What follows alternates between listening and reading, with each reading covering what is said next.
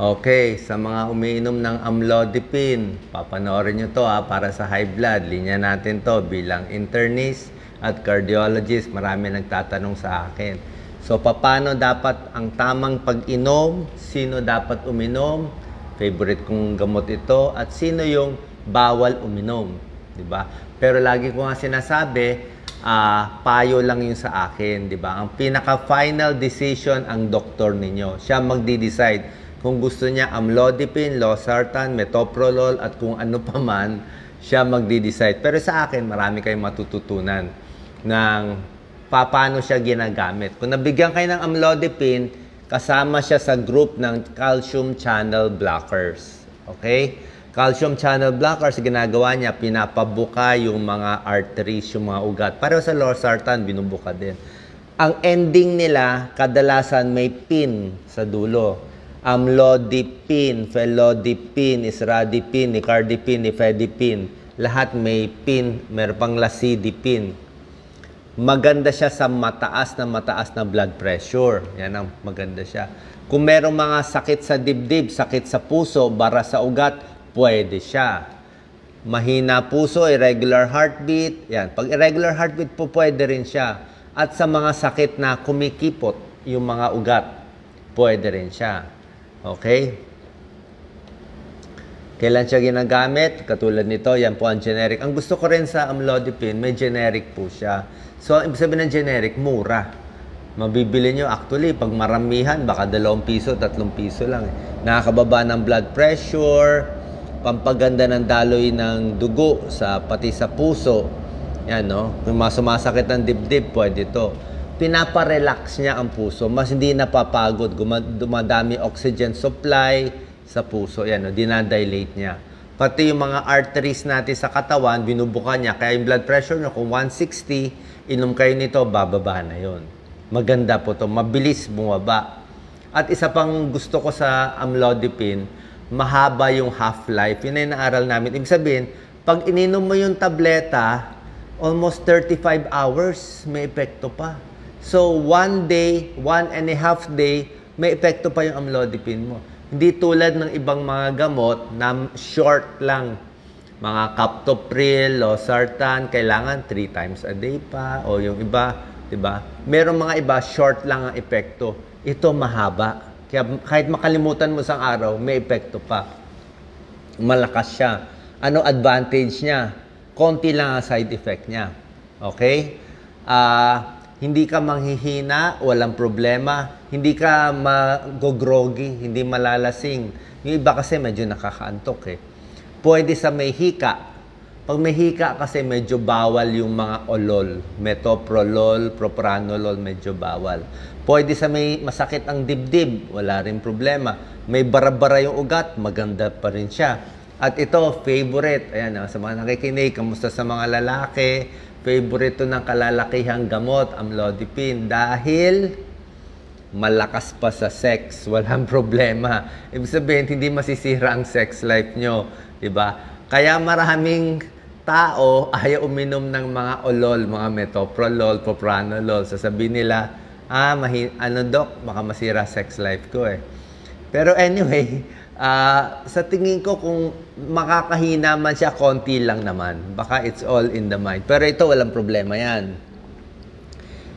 Sa buntis, papacheck nyo pa rin sa doctor. Usually, nililipat, pero hindi siya ganun kasama. Tapos, so, walang masyadong effect sa quality of life. Walang ganong side effect na ganito. Pero meron din siyang ibang side effect.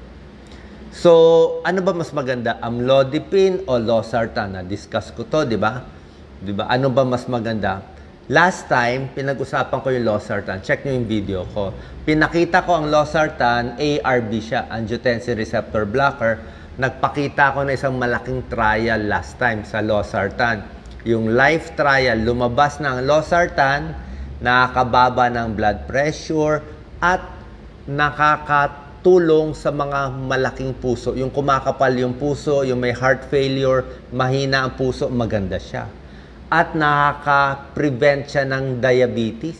Maganda siya sa diabetes, lumalaki ang puso at may high blood. Tignan natin kung pag pinaglaban natin ng amlodipine sa mga sartan group, sino mananalo? Okay? Last time, pinaglaban yung losartan, pati atenolol eh. O, tingnan natin ha. Ano lang to, lalaliman ko konti pasensya na. Kaming cardiologist, mahilig ako sa trial, minimemorize ko lahat to. Last time, tinuro ko na yung losartan, tinalo niya ang mga olols, atenolol. Nanalo siya sa pagbawas ng heart attack, pagbawas ng stroke, at pagkamatay. Mas panalo siya. Tinalo niya to. Diba? Parang boxing yan eh. Ngayon, paglalaban natin yung mga sartan, pati amlodipine. Tingnan natin kung sino mas panalo. Ang ganda nitong trial po. Value trial, 15,000 people. Pag may ganitong trial, sa aming mga doktor, para siyang Supreme Court ruling. Hindi to madadaya kasi talagang libo-libo eh. Tsaka mahirap na mabago.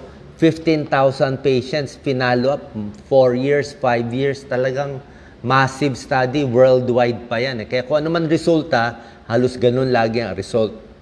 Diba? Big. So, 15,000 people, finalo up, pinaglaban ang amlodipine sa isang sartan, ang pangalan valsartan, kapatid ng losartan. Tiningnan sino ma-heart attack, sino may stroke, sino mamamatay, sino magkaka-diabetes. Valsartan 80 mg versus amlodipine 5 mg sa blood pressure 140/90 pataas. Tingnan nyo, tingin nyo sino mananalo. Chinek nila, sino ma-heart attack. Mas marami ba sa amlodipine group or valsartan? Tingnan nyo, after 1 year, dikit ang laban. 2 years, dikit. 3 years, 4 years, 5 years, patas. Tabla sila. Parehong maganda, amlodipine and valsartan, magpabawas ng heart attack at pagkamatay. Pag hindi uminom ng gamot, ganito yan. Maaga namamatay. Usually, 9 years earlier namamatay. Ganun po yun. Kaya nga sa abroad, sa US, sa Japan, maraming gamot, mahaba buhay nila. Nakaka-100 yan. Sa Pilipinas, 70 lang ang life expectancy natin dito on the average. Check nyo po. Diba? Kaya nga maganda itong mga gamot. Sabi ko lang, mabigyan lang natin ng murang gamot yung mga probinsya. Nako, bagsakan lang natin libong libreng gamot. Haba na buhay niyan eh. Diba? Ganun lang kasimple yan. Mura pa to. So, nung pinaglaban yung amlodipine sa valsartan, chinek nila sa diabetes. Diba? Diba magaling ang sartan sa diabetes? Ang nanalo ay panalo ang mga sartan. Ang nakakainom ng valsartan ay less magkakaroon ng diabetes in 5 years. 13% lang nagka-diabetes. Yung mga naka-amlodipine, 16%. So, kung takot kayo sa diabetes, medyo mataas ang blood sugar, mas maganda yung mga losartan at ibang sartan. Okay? Sabi ko sa'yo, tabla dito. Pero hindi pa tapos ang usapan. Tingnan natin sa lakas ng magpababa ng blood pressure. Yan ang gusto natin, di ba? Sino mas mabagsik magpababa? Lagi ko sinasabi, pinakamalakas tong amlodipine. Tingnan nyo, blood pressure. Yan, no? Sa amlodipine, from 155 on the average, libo-libo tong chinek, mas bumaba ang blood pressure. Oh. Pag amlodipine, ang systolic, yung 140, naging mga, yan, no? 155 na pababa ng mga 135. Ang valsartan, medyo nahuhuli konti. Sa diastolic, mas bumaba din sa amlodipine. Panalo na naman siya. Panalo siya ng mga 2 points. Kaya nga sinasabi ko, kung kayo ay talagang super high blood, 200 ang BP, matigas ang ulo, amlodipine, kaya yung blood pressure nyo. Pag naka-losartan kayo, medyo mas mahina. Although, maganda nga siya sa may diabetes. Tsaka maganda rin siya sa kumakapal ang puso. Tinuro ko dati yan. O, tingnan natin to Pasensya na, medyo malalim to Medyo malalim pero sisimplehan ko. Kasi kaming mga mahilig ako sa ganito Ito yung Supreme Court namin, evidence-based medicine. Kakayanin nyo to. Ang ibig sabihin lang nitong linya, sa 15,000 people, pag nandito yung linya, nandito yung blue, panalo ang valsartan. Pag nandito sa may kanan, ang blue, panalo ang amlodipine. Tignan mo sa diabetes. Pag may diabetes ka, pang valsartan ka, panalo. Kung may heart failure ka, lumalaki ang puso, tulad ng tinuro ko last time, panalo pa rin ang valsartan. Kung kumakapal ang puso mo, may left ventricular hypertrophy sa 2D echo. Pero, kung gusto mo mas malakas bumaba yung blood pressure, para hindi ka ma-heart attack, para hindi ka ma-stroke, kita mo, mas panalo si amlodipine. Kasi nga, bakit siya mas panalo? Kasi mas malakas siya magpababa ng blood pressure. Mas hindi naman na-stroke dito yung tao. Kaya yung iba gusto, edi i-combine nyo na lang kung gusto nyo. Pwede rin naman. Nakita nyo ha? So ano pagpipilian nyo? Bahala ang doktor nyo. Siya magdi-decide. Meron din namang side effect ang amlodipine. Ano yung pinaka-common na side effect? Yung pagmamanas. Bakit ka nagmamanas? Kasi nga, pag may naka-amlodipine, lagi ko sinasabi, titignan ko ang paa, manas ba? Kasi nga, sa lakas niya magpabuka ng mga artery, lumalabas din yung mga fluid sa paa, nagmamanas. Sa lakas niyang magpababa ng blood pressure, magpabuka ng artery, namumula-mula na yung muka. Nagpa-flashing.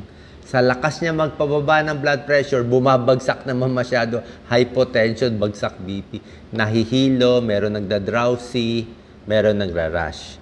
Ang dosis ng amlodipine is, ako minsan nag-start ako, di ba, 5 milligrams ba? Pag mahina lang, pwedeng kalahati lang. So, 2.5. Pwede kang 2.5, kalahati ng 5. 5 maximum is 10. Ha?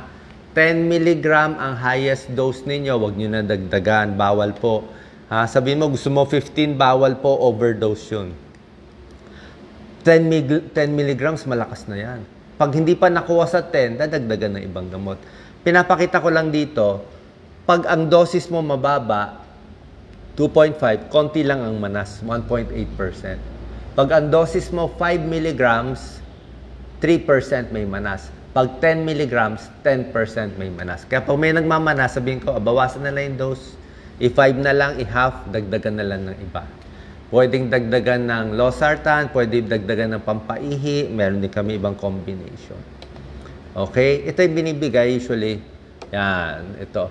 So, in summary, maganda to prevent diabetes, nakakapabagal ng diabetes.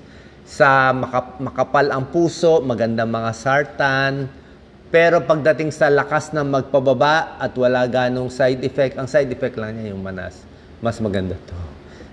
I-add ko na lang bawal to ipagsabay sa Viagra sa mga lalaki. Kasi nagpapabuka na nga to ng ugat.